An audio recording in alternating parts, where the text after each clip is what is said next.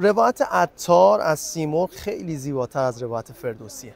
دنیایی از پرندگان که عطار توی منطقه طیرش میسازه دنیایی پر از مشکل و پرنده ها راه حل در پیدا کردن یک رهبر فرزانه میبینن و اونجا هدهد سیمرغ رو پیشنهاد میده.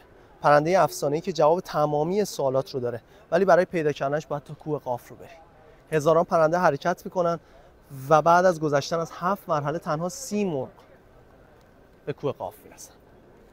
و چیزی که پیدا میکنن سیمرغ نیست، آینه حقیقت. چیزی که امروز من روبروت نگه داشتم افغانستان و توش سیمرغ رو نمیبینی، خودت رو میبینی. خودت مشکل خودت رو حل کردی و تا اینجا رو اومدی.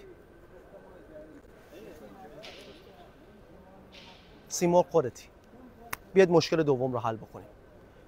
بیاید همدیگر رو انکار نکنیم. تاریخ همدیگر رو، فرهنگ همدیگر رو، زبان همدیگر رو. محمد رضا احمدی بودم، 5 اکتبر 2023، نمایشگاه مترجم.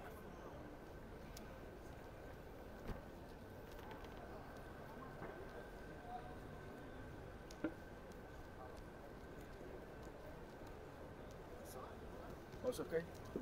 With you?